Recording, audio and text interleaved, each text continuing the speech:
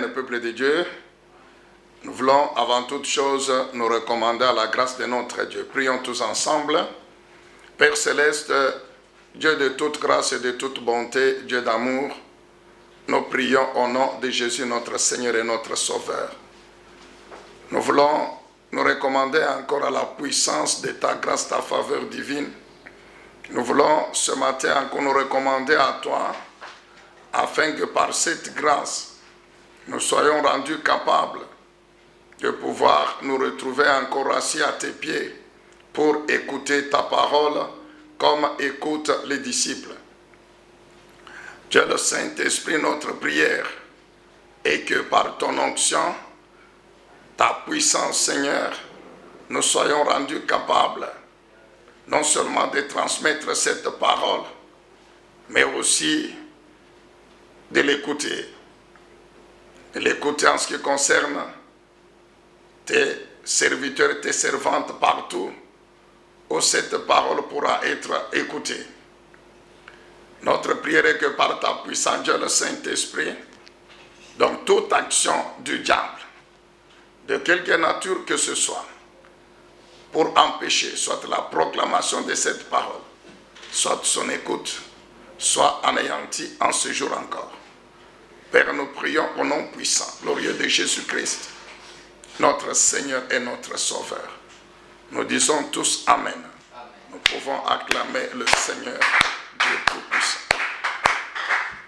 Oui, bien-aimés, peuple de Dieu, nous bénissons donc le nom de notre Dieu et nous voulons continuer à parler du Saint-Esprit, parler de cette troisième personne de la divinité. Nous avions déjà commencé à parler sur les 7 manifestations, les 7 qualités plutôt, les 7 qualités ou qualifications du Saint-Esprit. 7 qualités ou qualifications du Saint-Esprit qui décrivent en même temps l'œuvre du Saint-Esprit dans l'Église. 7 qualités, 7 qualifications du Saint-Esprit qui décrivent ou qui font partie de l'œuvre grandiose du Saint-Esprit dans l'Église.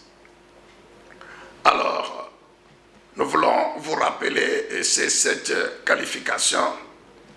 La première, c'est que le Saint-Esprit, il est le consolateur, comfort en anglais. Deuxièmement, il est l'intercesseur ou intercesseur en anglais. Troisième qualité, il est celui qui nous vient en aide ou helper en anglais. Quatrièmement, le Saint-Esprit est le conseiller, counselor ou advice en anglais. Ensuite, le Saint-Esprit, il est celui qui nous fortifie, strengthen en anglais. Puis, le Saint-Esprit, il est le défenseur en justice, le défenseur ou advocate. Et enfin, le Saint-Esprit, c'est celui qui demeure avec nous, ou en anglais, stand-by. Voilà donc cette qualité du Saint-Esprit qui décrivent cette grande œuvre qui font partie de cette grande œuvre du Saint-Esprit dans l'Église, dans les vies des hommes et des femmes membres de l'Église du Seigneur Jésus-Christ. Alors, sans plus tarder, nous voulons parler aujourd'hui de la consolation. Le Saint-Esprit, il est le consolateur. Il est le consolateur. Alors, nous ouvrons nos Bibles dans l'évangile de Jean. Jean chapitre 14. Ouvrez avec nous votre Bible. Jean chapitre 14. Jean 14, nous lisons à partir du 15e verset. Jean 14, 15. Voici ce que le Seigneur Jésus déclare. Si vous m'aimez, vous garderez ou vous suivrez mes commandements. Et moi, je prierai le Père pour qu'il vous donne un autre consolateur. Moi, je prierai le Père pour qu'il vous donne un autre consolateur, afin qu'il reste pour toujours avec vous. C'est l'Esprit de vérité, celui que le monde ne peut pas recevoir, parce qu'il ne le voit pas et ne le connaît pas. Mais vous, quant à vous, vous le connaissez, car il demeure éternellement avec vous et il sera en vous. Est-ce qu'on peut dire Amen? Donc, dans ce passage, le Seigneur Jésus annonce clairement qu'il y a un autre consolateur. Comme pour dire qu'il y a un premier, parce qu'il vous enverra un autre. C'est-à-dire il y a un qui a précédé. Et le consolateur, le premier consolateur, n'est rien d'autre que lui-même, le Seigneur Jésus-Christ. C'est lui le premier consolateur. Et le Seigneur Jésus dit que je prierai le Père pour qu'il vous envoie un autre consolateur. Le premier, c'est lui. Alors le Seigneur Jésus savait bien qu'il est venu pour accomplir une mission sur la terre et qu'après avoir terminé la mission, il va rentrer au ciel. C'est ainsi qu'il annonce, nous le savons très bien, dans ces 3 chapitres, Jean 14, Jean 15, Jean 16, le Seigneur annonce la venue du Saint-Esprit. Donc il confirme en fait la prophétie du Seigneur, principalement Joël chapitre 2, le verset 28. Donc le Seigneur confirme que cet esprit que l'Éternel Dieu avait promis par le prophète Joël viendra. Et c'est dans ces 3 chapitres de l'évangile de Jean que le Seigneur Jésus, il parle clairement du Saint-Esprit. Il annonce clairement le Saint-Esprit. Est-ce qu'on peut dire Amen? Un autre consolateur. Donc, le premier, c'est moi. Et le deuxième qui viendra, c'est le Saint-Esprit. Est-ce qu'on peut dire Amen? Avant de pouvoir revenir sur l'œuvre de la consolation du Saint-Esprit, je vous invite à lire Ésaïe 61. Ésaïe 61. Nous connaissons tous ce passage. Ésaïe 61. Nous voulons lire les 4, pour gagner un peu de temps, les 3 premiers versets. Ésaïe chapitre 61, nous lisons à partir du premier verset. Ésaïe 61, 1. L'Esprit de l'Éternel du Seigneur est sur moi, car l'Éternel m'a oint pour annoncer aux humiliés une bonne nouvelle. Il y a des versions qui disent pour annoncer aux pauvres une bonne nouvelle.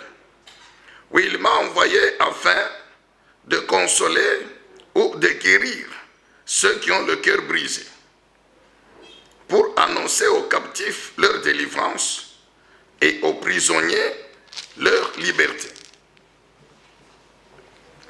pour proclamer une année de grâce du Seigneur et un jour de vengeance ou de rétribution pour notre Dieu, pour consoler tous ceux qui sont dans le deuil, apporter à ceux de Sion qui sont endeuillés la splendeur au lieu de la cendre, une huile de joie au lieu du deuil, un vêtement de louange au lieu d'un esprit abattu, afin qu'on les appelle les térébins de la justice, la plantation de l'Éternel qui manifeste sa splendeur ou sa gloire. Amen, bien-aimés. Je vous demande de lire encore, d'aller avec nous dans l'évangile de Luc chapitre 4. Luc chapitre 4. Nous connaissons également tout ce passage. Luc 4, nous lisons à partir du 16e verset. Luc 4, 16. Il, c'est le Seigneur Jésus, se rendit aussi à Nazareth, où il avait été élevé. et il entra dans la synagogue le jour du sabbat, comme il en avait l'habitude. Il se leva pour faire la lecture biblique, et on lui présenta le rouleau du prophète Ésaïe. En déroulant le parchemin, il trouva le passage où il est écrit « L'Esprit du Seigneur est sur moi, car il m'a oint pour annoncer une bonne nouvelle aux pauvres. Il m'a envoyé pour annoncer aux captifs la délivrance, aux aveugles le recouvrement de la vue, pour apporter la liberté aux opprimés et proclamer une année de grâce du Seigneur. » 20. Il roula le livre, le rendit au servant et s'assit. Dans la synagogue, tous les yeux étaient braqués sur lui. Aujourd'hui même, commença-t-il pour vous qui l'entendez, cette prophétie de l'Écriture est devenue une réalité, ou bien cette parole de l'Écriture vient de s'accomplir. Est-ce qu'on peut dire Amen? Amen. Oui, bien-aimés dans le Seigneur, nous avons dit en lisant Jean 14 que le Seigneur Jésus, il annonce que Dieu va vous envoyer un autre consolateur. Et le premier consolateur n'est rien d'autre que lui. Nous venons de lire la prophétie d'Ésaïe 61. Nous savons tous que cette parole prophétique ne concernait pas directement le prophète Ésaïe, comme souvent nous lisons même dans certains commentaires bibliques. Les deux textes, Ésaïe 61 et Luc 4, confirment très bien que la prophétie concernait bel et bien le Seigneur Jésus-Christ. Bien-aimés dans le Seigneur, nous retenons de ce texte aussi ceci, que le Seigneur Jésus, parmi l'œuvre ou dans la grande mission qu'il a accomplie de rédemption sur la terre, la consolation a joué un rôle important. La consolation a joué un rôle important. C'est ce que nous devons retenir dans ce passage. Lorsque vous réalisez encore très bien, vous allez comprendre. C'est le Seigneur Jésus lui-même qui l'annonce. Il est Dieu. C'est lui qui a tenu à annoncer par la bouche du prophète Ésaïe une partie de l'œuvre qu'il allait venir accomplir sur la terre, c'est-à-dire la consolation. La consolation. Et quand vous regardez bien, il ne s'agit pas des gens qui sont bien. Jésus ne dit pas qu'il vient pour ceux qui sont bien. Mais quand vous regardez, il précise bien le but pour lequel l'Éternel Dieu l'a oint, l'a rempli de la puissance du Saint-Esprit. Amen. Amen. Et ce but, c'est la consolation. Il dit, il m'a oint. L'Éternel Dieu m'a oint, m'a rempli de la puissance de son esprit pour faire ceci, cela. Pour annoncer une bonne nouvelle aux pauvres, pour guérir ceux qui ont le cœur brisé, pour délivrer les captifs, pour libérer les prisonniers, pour annoncer une année de grâce du Seigneur, pour consoler ceux qui sont dans le deuil, etc. Donc vous comprenez que ces catégories de personnes sont des personnes en détresse, sont des personnes en souffrance, sont des personnes éprouvées, des personnes qui ont besoin du soutien, du secours de Dieu, qui ont besoin de la consolation de Dieu. Est-ce qu'on peut dire encore très bien Amen? Amen. Et le Seigneur Jésus, il précise bien, nous savons tous, bien-aimés, que toute l'œuvre que le Seigneur Jésus a accomplie, c'est par la puissance du Saint-Esprit. Souvenons-nous, avant de commencer le ministère, il est allé au Jourdain se faire baptiser. Et pendant qu'on le baptisait, la Bible déclare que le Saint-Esprit est descendu sur lui sous la forme d'une colombe. Et pendant que le Saint-Esprit est descendu sur lui sous la forme d'une colombe qui était visible, une voix est retentie du ciel pour dire, celui-ci c'est mon fils bien-aimé, en qui j'ai placé toute mon affection. Et quand il a quitté le Jourdain, l'Esprit l'a conduit dans le désert pendant 40 jours et 40 nuits. Et quand le Seigneur Jésus quitte le désert, la Bible dit que Jésus fut rempli du Saint-Esprit et revêtu de la puissance du Saint-Esprit. Ce que les Anglais disent, Jesus was full and under the power of the Holy Spirit. Jesus was full and under the power of the Holy Spirit. Il était non seulement rempli de la puissance du Saint-Esprit, mais il était en même temps revêtu de la même puissance du Saint-Esprit. Et c'est ainsi que maintenant, avec cette puissance, le Seigneur Jésus a commencé l'œuvre qu'il a accomplie. Si vous lisez Matthieu 4, 22, 23, c'est écrit qu'il allait de lieu en lieu, il enseignait la bonne nouvelle, il enseignait la parole de Dieu, il prêchait la bonne nouvelle, il guérissait toute maladie, toute infirmité, il chassait les démons. Amen, bien-aimé dans le Seigneur. Et l'œuvre de la consolation a fait partie, n'a été qu'une partie de cette grande œuvre de rédemption, de salut que le Seigneur Jésus-Christ était venu accomplir et qu'il a déjà accompli sur cette terre. Est-ce qu'on peut dire encore très bien Amen? Amen. Alors c'est pourquoi Jésus dit, c'est par le Saint-Esprit, parce que la prophétie d'Ésaïe 61 a déjà été accomplie. Oui, bien sûr, Jésus a accompli l'œuvre. Et avant, il le dit bien dans Luc 4. Il le dit bien qu'aujourd'hui, la parole là vient de s'accomplir. Alors, maintenant, c'est ainsi qu'il dit, j'ai accompli cette œuvre. Il dit aux apôtres, aux disciples, dans Jean 14, j'ai accompli l'œuvre de la consolation par le Saint-Esprit. Et comme c'est par le Saint-Esprit que j'ai accompli cette œuvre, quand je vais partir, le Père va maintenant envoyer un autre consolateur, le Saint-Esprit, qui viendra pour poursuivre cette œuvre de la consolation. Amen.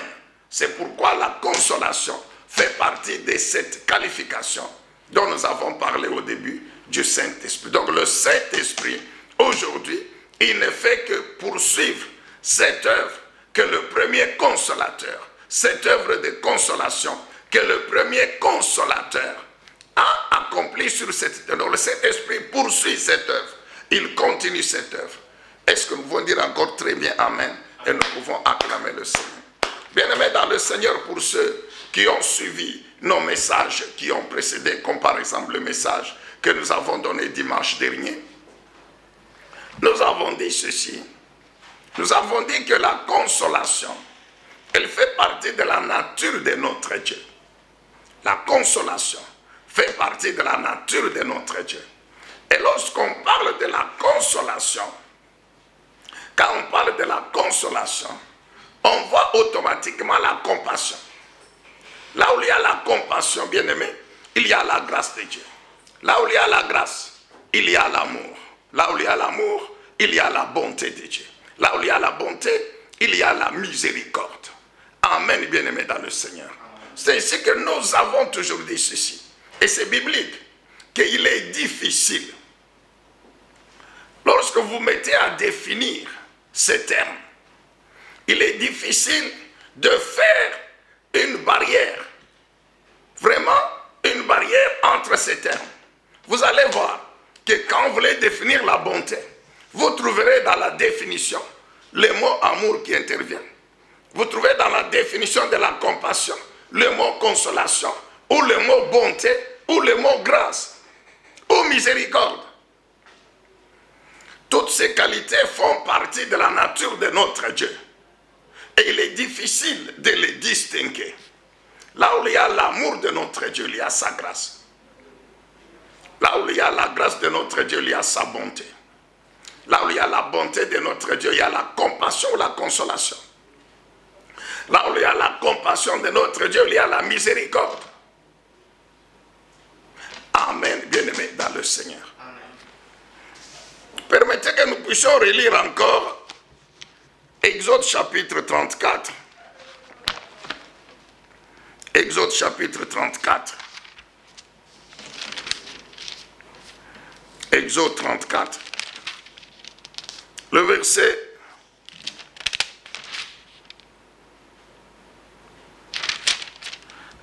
34, le verset 5 et 6, je crois. C'est l'Éternel Dieu qui parle à Moïse. Exode 34, le verset 5. Voici ce que Dieu dit à Moïse. L'Éternel descendit dans la nuée. Il se tient là près de lui. Et lui, c'est Moïse. Et proclama son nom. Vous comprenez? L'Éternel descend dans la nuée. Et il se tient tout près de Moïse. Et l'Éternel proclame son nom. C'est-à-dire, il révèle encore son nom à Moïse. Il passa devant en proclamant, double point, l'Éternel, un Dieu plein de compassion et de grâce, lent à se mettre en colère et riche en bonté et en fidélité. Amen. Dans d'autres versions, c'est écrit, l'Éternel, un Dieu miséricordieux et compatissant, lent à la colère, riche en bonté et en fidélité. Donc vous allez voir que dans certaines versions, là où il s'agit de grâce, c'est la compassion. Là où il s'agit de la bonté, ici c'est l'amour. Donc c'est la preuve qu'il est difficile de séparer ces qualités qui font partie de la nature de notre Dieu. Je répète, la miséricorde, l'amour, la bonté, la grâce, la compassion, la consolation. Amen, bien-aimé dans le Seigneur. Donc vous voyez que Dieu, pourquoi il dit à Moïse, je vais te proclamer mon nom, te révéler mon nom. Nous savons que le nom de la personne est associé à son identité. Donc quand Dieu dit à Moïse, je te révèle mon nom, donc c'est pour que je te révèle une partie de mon identité. Donc notre Dieu s'appelle un Dieu miséricordieux, compatissant, lent à la colère, riche en bonté, en fidélité. La compassion, c'est la consolation, c'est la bonté, c'est l'amour, c'est la grâce, c'est la miséricorde. Que Dieu soit loué, que notre Dieu soit béni. Amen, bien-aimé. Et nous avons relevé ceci. Quand vous lisez maintenant Exode 33, Exode chapitre 33,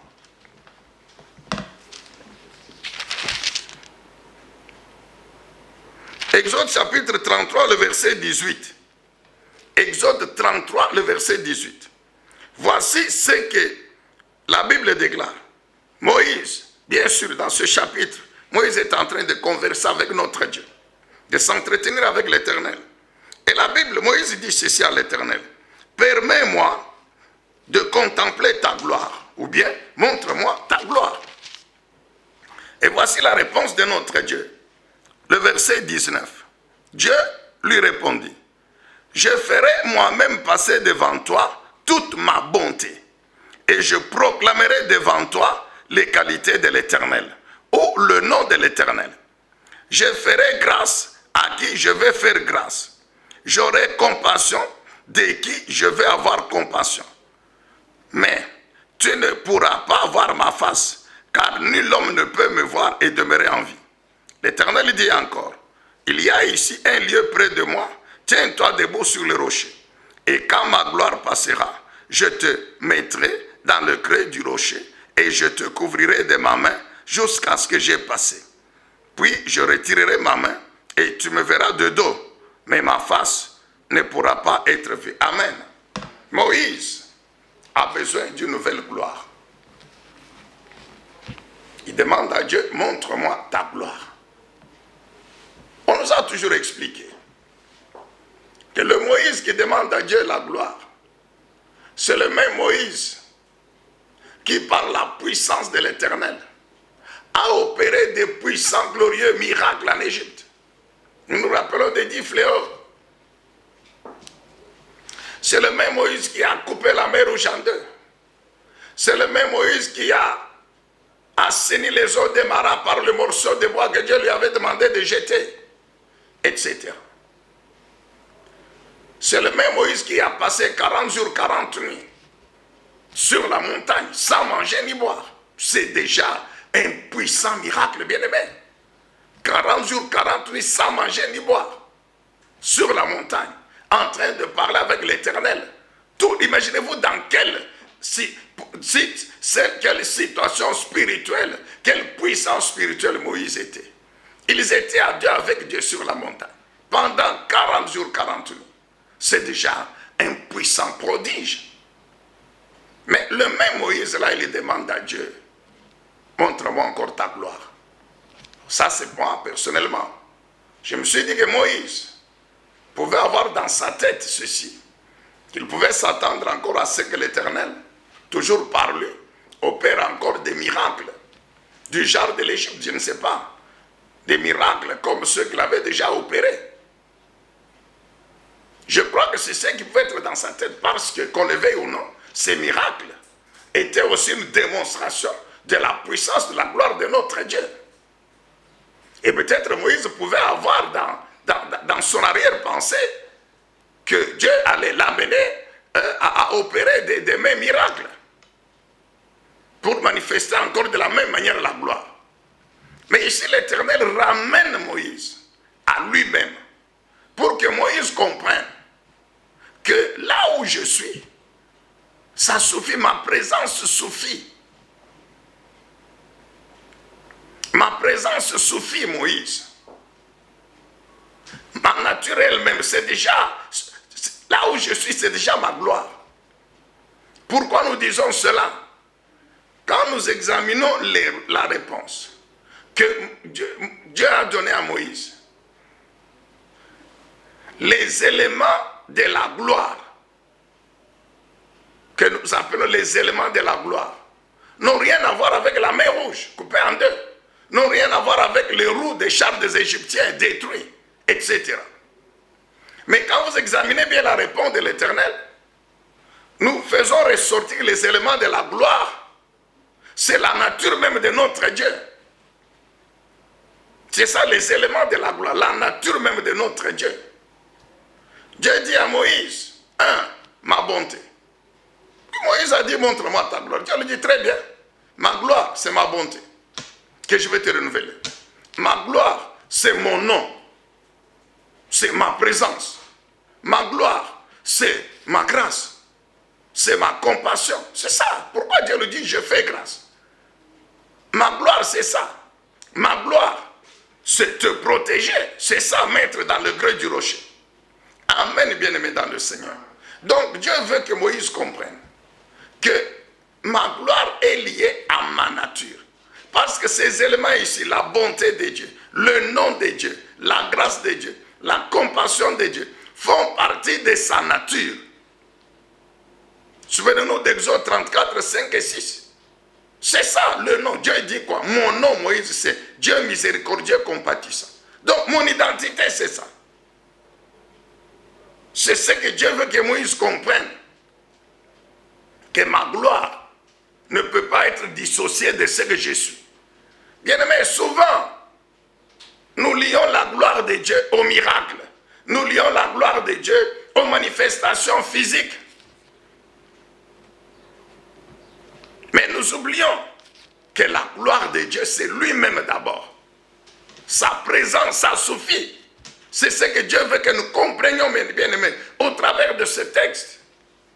Dieu ne dit pas à Moïse, Moïse, écoute, voici encore les miracles que je vais faire. Non. Tu veux encore voir ma gloire? Très bien. Tu veux une nouvelle gloire, Moïse? Très bien. Mais écoute, déjà, ma bonté, que je te renouvelle, c'est ma gloire. Ma grâce, que je te renouvelle. Ma compassion. La grâce, la bonté, la compassion. Mon nom. Amen, bien-aimé dans le Seigneur. C'est pourquoi nous avons toujours dit que nous avons l'obligation d'entretenir la présence de Dieu dans notre vie. C'est extrêmement important, entretenir la présence de Dieu dans notre vie. Mais vous allez voir que quelqu'un qui est en communion parfaite avec Dieu, qui est soumis à l'Esprit de Dieu, oui, la présence de Dieu est réellement effective dans sa vie. Mais si dans la vie de cet homme, il n'y a pas de choses matérielles, il n'y a pas de choses qui frappent, Parce que la présence de Dieu, on ne la voit pas.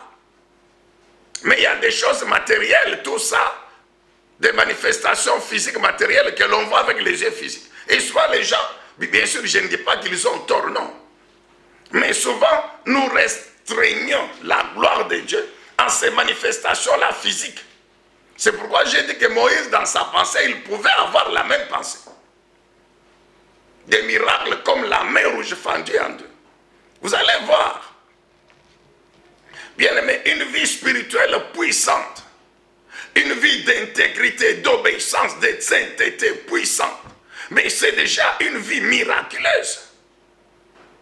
Nous avons toujours dit que la puissance du Saint-Esprit, bien aimé, lorsque quelqu'un vient de gloire, la Bible dit le Saint-Esprit d'abord le baptise, il l'immerge en Christ, il fait de cet homme, cette femme, membre du corps de Christ. Après, le Saint-Esprit remplit l'esprit de cet homme de sa puissance pour permettre maintenant à cet homme de vivre la nouvelle vie qu'il vient d'avoir. Il n'y a pas de vie de sanctification, d'intégrité sans la puissance du Saint-Esprit. 2 Corinthiens 5, 17 déclare que si quelqu'un est en Christ, il est une nouvelle créature. Les choses anciennes sont passées, toutes choses sont devenues nouvelles. Mais la nouvelle créature, c'est par la puissance du Saint-Esprit de la parole de Christ. Et les choses anciennes, c'est la vie passée, caractérisée par le péché. Les choses nouvelles, mais c'est la nouvelle vie, sans péché. Pardon. Et cette nouvelle vie, sans péché, nous la menons par la puissance du Saint-Esprit. Est-ce qu'on peut dire Amen? Amen. Donc recherchons, bien aimés, d'entretenir la présence de Dieu. Car là où il y a notre Dieu, il y a son nom, il y a sa nature. Et dans sa nature, il y a sa bonté, il y a sa grâce, il y a sa miséricorde, il y a sa compassion, il y a sa consolation.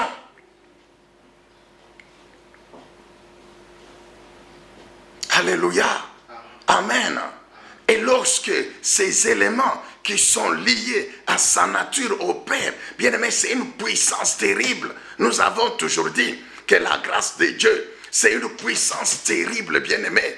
Lorsque Dieu dit à quelqu'un que je te fais grâce, c'est-à-dire quoi? Donc, c'est-à-dire que je suis présent dans ta vie, je m'engage dans ta vie. Donc, tout ce que ma puissance est capable de faire, elle va le faire dans ta vie, mon frère. C'est ça. Alléluia. Amen. Bien-aimé dans le Seigneur. C'est pourquoi nous continuons donc maintenant à parler de cette première qualité du Saint-Esprit de Jésus-Christ, qui est la consolation.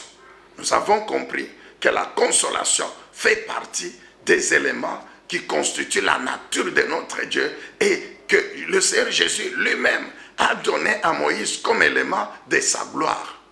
Que Dieu soit loué, que Dieu soit béni. C'est ainsi que nous rentrons, permettez encore, dans Ésaïe 61. Quand nous rentrons dans Ésaïe 61, nous avons dit que cette œuvre du Seigneur, du premier qui est décrite, du premier au 3e verset, cette œuvre fait partie de ce que la grâce de Dieu est capable de faire, de ce que la bonté de Dieu est capable de faire, de ce que Dieu fait à cause de sa grâce ou de sa bonté, de sa compassion, de sa miséricorde. Donc on ne peut pas parler de la consolation de notre Dieu sans penser à Ésaïe 61, sans parler, bien aimé, rien que de ces 3 premiers versets. Car nous avons déjà compris que quand on parle de la consolation de notre Dieu, de la compassion de notre Dieu, ce n'est pas la même chose que pour nous les hommes. La compassion de notre Dieu, généralement, c'est une compassion, bien sûr, qui est basée d'abord sur les sentiments qu'on a dans l'esprit, dans l'âme, dans le cœur, sentiments de tristesse, un sentiment de compassion, de tristesse. Ainsi, par exemple, on peut dire à quelqu'un, mes compassions on peut dire à quelqu'un mes condoléances. C'est bien. Mais quelle que soit la sincérité du cœur, ça s'arrête là. On peut peut-être même secourir la personne en deuil éprouvé avec un peu d'argent, avec des biens matériels. C'est tout. Mais aucun homme ne peut restaurer la vie de la personne qui a été éprouvée. Aucun homme ne peut remplacer ce que celui qui a été éprouvé a perdu. Non, bien-aimé dans le Seigneur. Non, nous le savons. Et ça, il n'y a que notre Dieu. C'est pourquoi la consolation de notre Dieu n'est pas seulement, Dieu ne vient pas seulement compatir, mais le Seigneur va au-delà de la compassion manifestée par les sentiments internes et qu'on peut extérioriser. La consolation de notre Dieu débouche sur la restauration. La compassion de notre Dieu, c'est une puissance qui amène la restauration. C'est une puissance qui amène le relèvement. C'est une puissance qui amène, bien aimé dans le ciel, la restauration. Nous comprenons ce que c'est que la restauration. Si quelqu'un est malade, la consolation de notre Dieu amène la guérison. Si quelqu'un est endeuillé, la compassion de notre Dieu amène la résurrection ou amène la vie qui triomphe de la mort. Bien-aimé, je le disais encore hier au culte. Quand vous regardez bien dans la Bible, on n'a pas le temps de revenir là-dessus aujourd'hui. Tous les miracles que le Seigneur Jésus a accomplis, si pas les trois quarts, lisez bien la Bible, c'est toujours précédé par la compassion. Cette compassion qui vient, soit du Seigneur Jésus. La Bible dit, Jésus eut compassion, il eut compassion. Ou bien, c'est la compassion, ou bien la Bible parle de la personne concernée qui demande compassion. Un exemple. La Bible dit, Jésus, il est avec les disciples à Jérusalem. Il regarde la foule. La Bible dit, Jésus eut compassion de cette foule. Pourquoi Jésus a eu compassion de la foule? C'est-à-dire, c'était des gens qui étaient dans le péché, qui étaient esclaves du péché et de toutes ces conséquences que nous connaissons. Le Seigneur, en tant que Dieu, il a vu l'état spirituel de ces gens, esclaves du péché, malmenés par le péché, par Satan, par le diable. Et il dit aux disciples, priez le Seigneur, Dieu le Père, afin qu'il envoie les moissonneurs dans la moisson. La moisson qu'il dit, qui est prête, c'est quoi? C'est que ces gens sont là. Ils n'attendent que de recevoir la bonne nouvelle pour être sauvés, pour être délivrés. Amen, bien-aimé.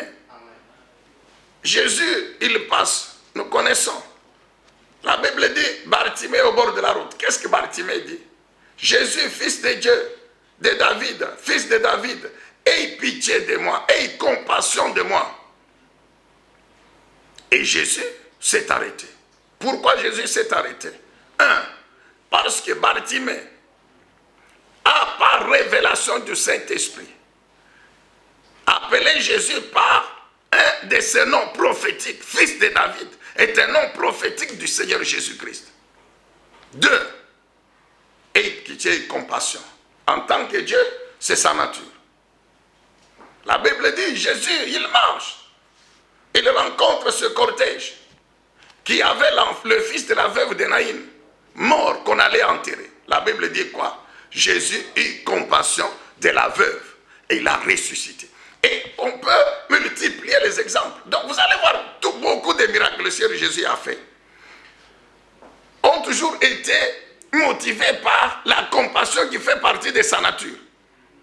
C'est pourquoi nous avons toujours dit que la compassion de notre Dieu, c'est ça la puissance qui déclenche le miracle.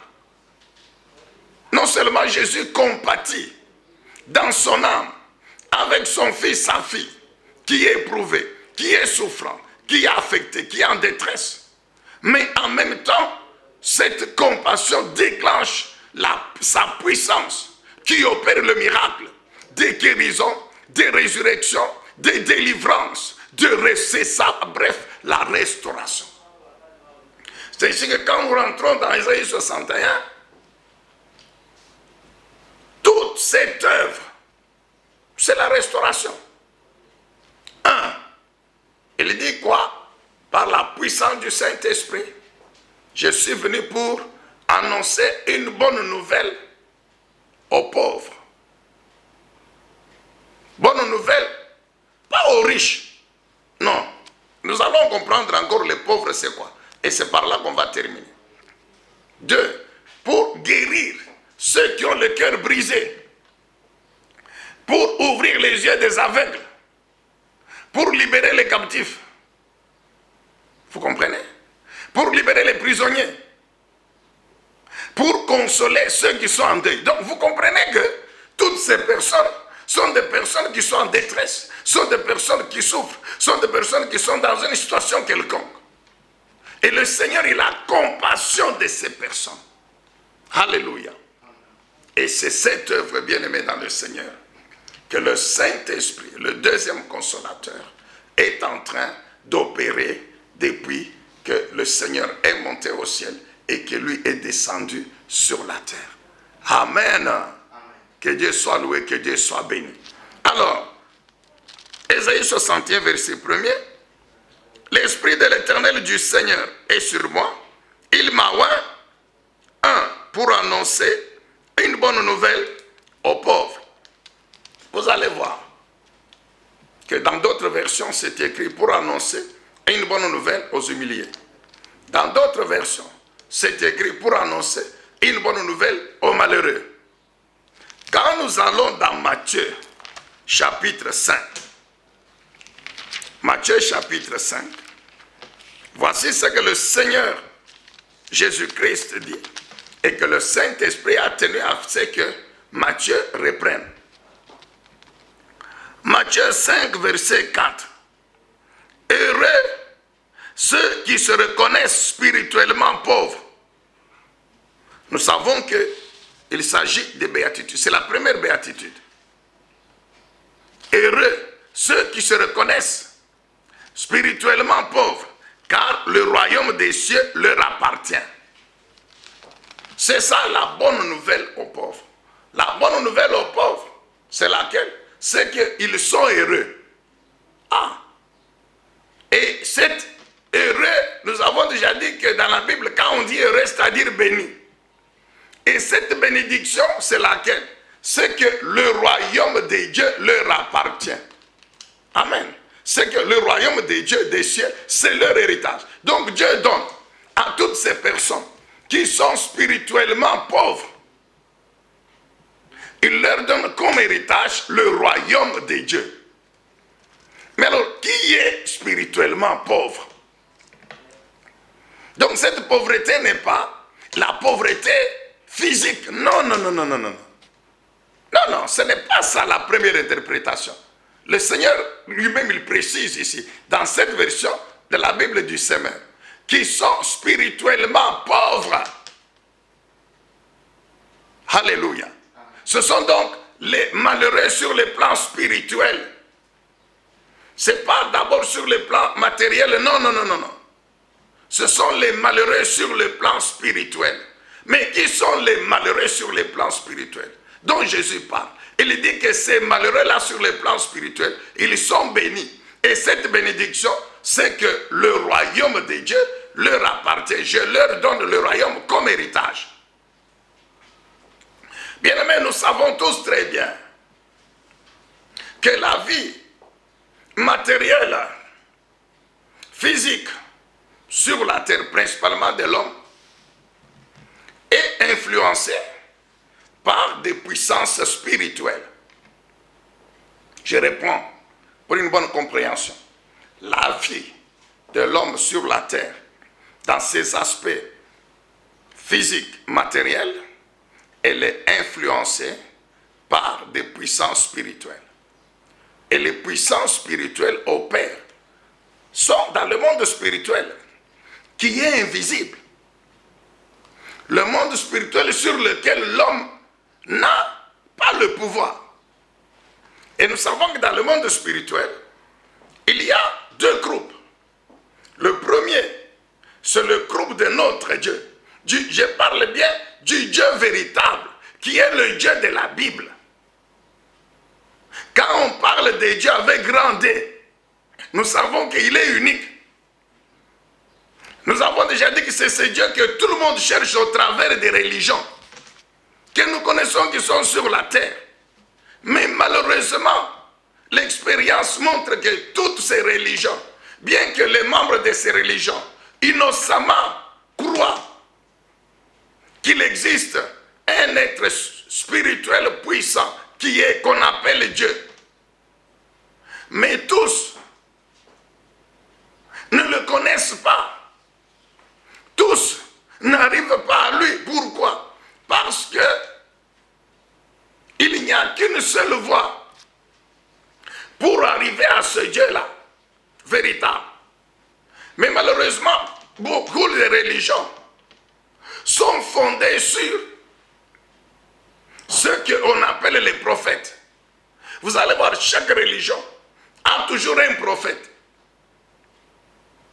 C'est-à-dire celui qui a commencé cette religion sur cette terre. Ou celui que les hommes, parce qu'il y a d'autres, il a seulement écrit, c'est tout. Mais après, ses disciples, ils considèrent qu'il devient prophète. D'autres ont même fait de ces prophètes-là leur Dieu. D'autres disent que non, le Dieu véritable, c'est par ce prophète-là. Mais nous les chrétiens, nous qui croyons au Dieu de la Bible, qui est le Dieu de Jésus-Christ, nous savons que la vérité, qui est la parole de Dieu qui est dans la Bible, déclare que Jésus-Christ, il est la seule voie que le véritable Dieu l'a tracée pour arriver à lui. C'est ce que la Bible déclare, mon frère. Et nous les chrétiens, nous croyons que c'est la vérité, parce que c'est cette parole-là, réellement, qui est évidente. Le Dieu de la Bible, le Dieu qui a été révélé dans la Bible, c'est le Dieu qui a prouvé que non seulement il existe par lui-même, mais aussi que tout ce qui existe, c'est lui qui a créé. Et c'est le Dieu qui continue à démontrer tous les jours que réellement il est le vrai Dieu. Quand on regarde rien que les espèces vivantes à la surface de la terre, que ce soit les végétaux, les végétations, les espèces végétales si vous voulez, les herbes, les plantes, les arbres, que ce soit les oiseaux, les poissons dans les eaux, les animaux dans les champs, et puis l'homme. Mais nous nous rendons compte que l'existence de ces êtres-là vivants et leur vie sur la terre, il y a la parole de Dieu qui est révélée dans la Bible. Rien que l'homme. Genèse 1, 26, 28, qui montre comment l'homme est venu sur la terre et comment l'homme devrait venir sur la terre. Genèse 3, 18, 19, qui montre comment l'homme doit quitter sur la terre, bien aimé. Mais cette parole-là s'accomplit jusqu'aujourd'hui. Et curieusement, c'est la parole du Dieu de la Bible. Jésus a dit ceci, que moi, Jésus, je suis le seul chemin qui mène au Dieu la véritable, que les hommes et les femmes cherchent au travers de toutes les religions. Le Seigneur Jésus a dit ceci, je suis la seule vérité, c'est-à-dire pour connaître la vérité sur ce Dieu-là, véritable, unique, il faut passer par moi. Enfin, je suis la vie de ce Dieu-là, comme pour dire, vous voulez vivre la vie de ce Dieu-là, il faut passer par moi. Et cette parole que le Seigneur Jésus a prononcée de sa bouche, c'est une parole qui est vérité et qui s'accomplit jusqu'aujourd'hui. Tous les chrétiens véritables savent que c'est la vérité, car leur vie est soutenue, est protégée, est sécurisée par cette parole. Tous les jours, les chrétiens véritables ont une expérience avec le Dieu de la Bible, qui est le Dieu de Jésus-Christ. Et ils peuvent bien témoigner que réellement ce Dieu-là, il est vivant, il existe. Amen, bien-aimés dans le Seigneur. C'est pourquoi nous avons toujours dit que les chrétiens véritables sont les hommes les plus heureux, sont les hommes les plus bénis sur la terre. Donc, dans le monde spirituel, je disais, il y a deux groupes de puissance. Il y a le premier groupe, c'est celui du Dieu véritable, qui est le Dieu de la Bible. Le Dieu de Jésus-Christ. Avec tout son système céleste. Et le deuxième groupe, c'est Satan. Et son système aussi. Amen, bien-aimés. Ce sont ces deux groupes-là de puissance spirituelle qui influencent les vies des hommes sur la terre. Alléluia. Alors maintenant, regardez la différence. La différence est celle-ci. Lorsque vous croyez au Dieu de la Bible, qui est le Dieu de Jésus-Christ, bref, si vous croyez en Jésus-Christ, la puissance spirituelle du Dieu véritable, du Saint-Esprit de Jésus-Christ, va agir dans votre vie. Il y en a qui refusent, qui disent non, moi je ne crois pas en Jésus-Christ. Automatiquement, ils vont chez le diable. Mais le diable n'est pas Dieu. Le diable leur fait croire que c'est lui le Dieu véritable. Ce qui est malheureux. Et des hommes et des femmes croient au diable que c'est ça le Dieu qu'ils cherchent, dont ils ont besoin.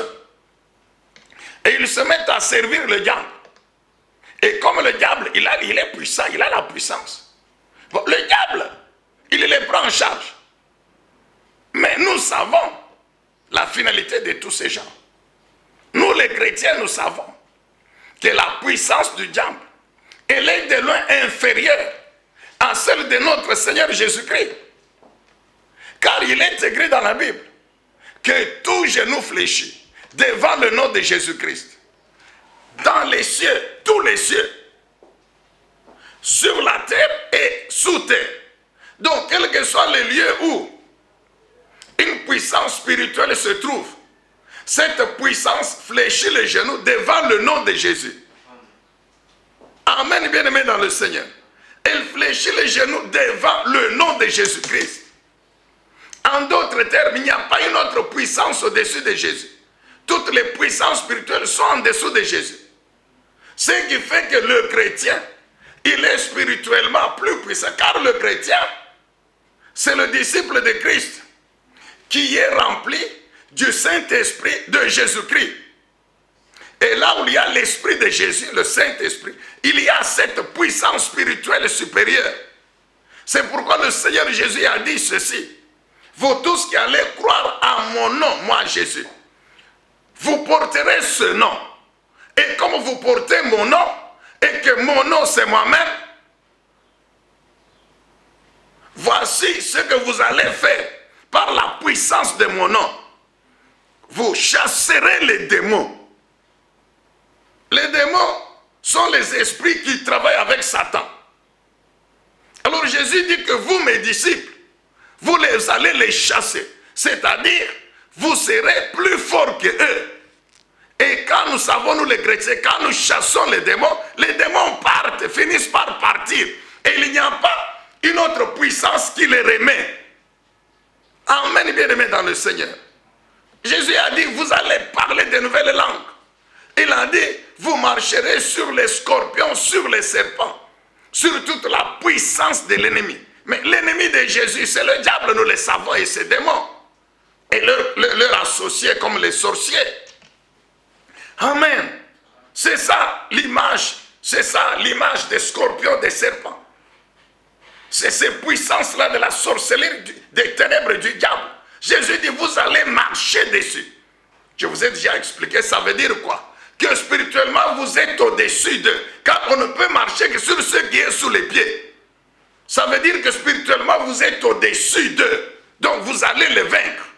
Et eux ne vont pas vous détruire. Etc. Amen, bien-aimés dans le Seigneur.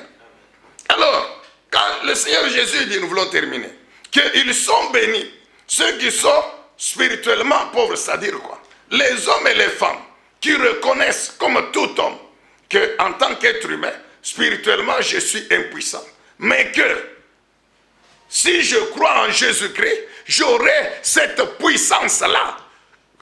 Donc des hommes et des femmes qui reconnaissent leur impuissance spirituelle, mais qui vont vers le Dieu véritable, qui croient en moi, Jésus. En ce moment-là, spirituellement, ils vont dépendre de moi, le véritable Dieu. Alléluia. Les pauvres spirituellement sont ceux qui reconnaissent que spirituellement, ils sont impuissants.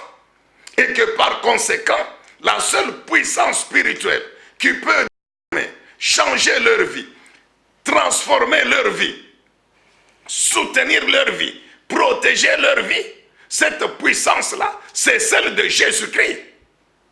C'est pourquoi ils croient en moi, Jésus. Et lorsqu'ils croient en moi, ils sont bénis. En ce moment-là, je fais d'eux membres du royaume de mon Dieu, du royaume des cieux. Nous savons ce que c'est que le royaume des cieux, bien-aimés. Vous n'avez qu'à lire Daniel chapitre 2, le verset 44. Lisez Daniel chapitre 2. Je vous recommande de lire tout le chapitre. Vous allez voir, bien-aimés, ce que le prophète Daniel annonce. Que dans les temps des derniers rois, c'est-à-dire le roi de l'Empire romain, Dieu le Tout-Puissant va susciter du haut des cieux un royaume qui sera éternel, puissant, qui ne passera jamais sous la domination d'un autre royaume. Ce royaume-là, il est éternel. Et nous savons que c'est le royaume de Dieu que le Seigneur Jésus-Christ a amené sur cette terre. Alléluia. Et qui est représenté aujourd'hui par son Église. Amen, bien-aimés. Vous savez, aujourd'hui nous avons dit que les hommes et les femmes, dans la recherche de la puissance spirituelle, au lieu d'aller vers le véritable Dieu qui est Jésus-Christ, mais ils vont chez Satan. Mais prenez besoin de vous dire aujourd'hui, vous le savez, la finalité de toutes ces personnes. La finalité de toutes ces personnes. C'est vrai. Souvent, qu'est-ce que les gens vont chercher chez le diable? Soit l'argent, soit d'autres cherchent le pouvoir, d'autres cherchent la gloire de la terre, d'autres cherchent je ne sais quoi, les biens matériels. Nous savons tous que les hommes et les femmes vont chercher chez le diable. Et le diable, il leur donne, il fait semblant de leur donner. Je dis bien, il fait semblant. Pourquoi? Parce que c'est vrai, ils ont l'argent. C'est vrai, ils ont la puissance. C'est vrai, ils ont la gloire. C'est vrai, ils ont les biens matériels. C'est vrai, ils ont ceci, ils ont cela. Très bien. Mais quelle est la finalité de toutes ces personnes? Quelle est la finalité de toutes ces personnes? La même puissance du diable qui leur amène l'argent. C'est la même puissance qui finit par les détruire. J'étais en train de suivre, je crois hier avant-hier, un truc là, je suivais les informations à la télévision. Non, il y a quelqu'un qui se présente, qui dit non, qui a même écrit un livre, pour dire que désormais c'est confirmé, c'est arrêté, que le fameux paradis dont on parlait, c'est sur la terre. Mensonge! Je vous ai déjà dit que tout ce qui est contraire à la parole de Dieu, c'est le mensonge. Et le peuple de Dieu, il est détruit par l'ignorance, parce que le peuple de Dieu ne veut pas connaître la vérité. Et vous trouvez des hommes et des femmes qui croient que non, oui, c'est vrai, le paradis c'est sur la terre. Non, bien-aimés dans le Seigneur. Qu'est-ce que Jésus a dit? Nous avons lu dans Jean 14, non? Jésus dit, je m'en vais vous préparer une place. Lisez bien Jean 14. Il faut que j'aille vous préparer une place. Et quand je vais aller, je reviendrai vous prendre. Jésus. Il est rentré au ciel, oui. La Bible déclare, 40 jours après la résurrection, il est monté au ciel sur le mont des Oliviers à Jérusalem. La Bible atteste, il est monté et les anges sont venus pour dire aux disciples, soyez sans crainte. Tel que vous le voyez monter, vous le reverrez descendre. Vous n'avez qu'à lire Zacharie chapitre 14, la prophétie elle est là. Et il reviendra, le roi posera ses pieds sur le mont des Oliviers. Lisez la Bible, le Saint-Esprit a révélé les événements eschatologiques qui comprennent d'abord l'enlèvement de l'Église. Lorsque l'Église sera enlevée, bien-aimé dans le Seigneur, après 7 ans, le Seigneur Jésus, quand l'Église est enlevée, mais nous allons au ciel, à la rencontre du Seigneur Jésus.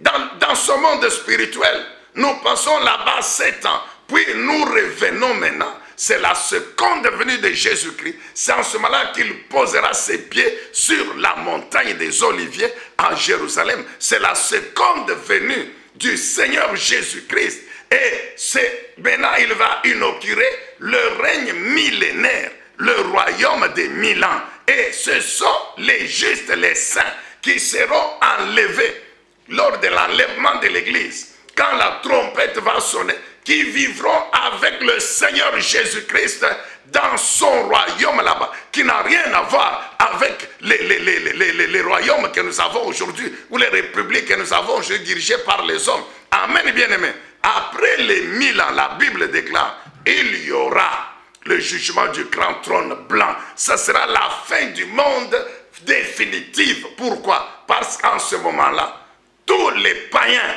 vous tous qui refusez de croire en Jésus-Christ aujourd'hui, ça sera votre tour de ressusciter. Si, parce que vous serez déjà mort. Même si vous êtes vivant, je ne sais pas. Mais à ce moment-là, vous passerez devant le jugement. Et là, vous êtes jugé, condamné dans l'enfer.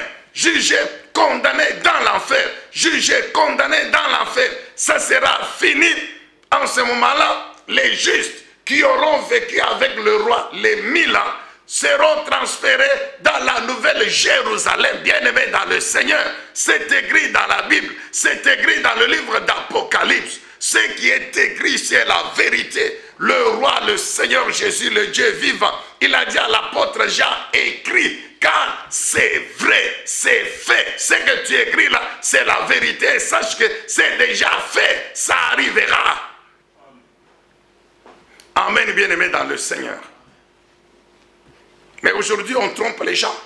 Non, le paradis, c'est sur cette terre. Nous sommes déjà dans le paradis. Alors, vous voyez quelqu'un qui vient là, avec des puces. C'est pas possible. Il y a une puce qu'on a mis dans sa main, d'autres puces ici aux oreilles, tout ça, les puces dans la tête.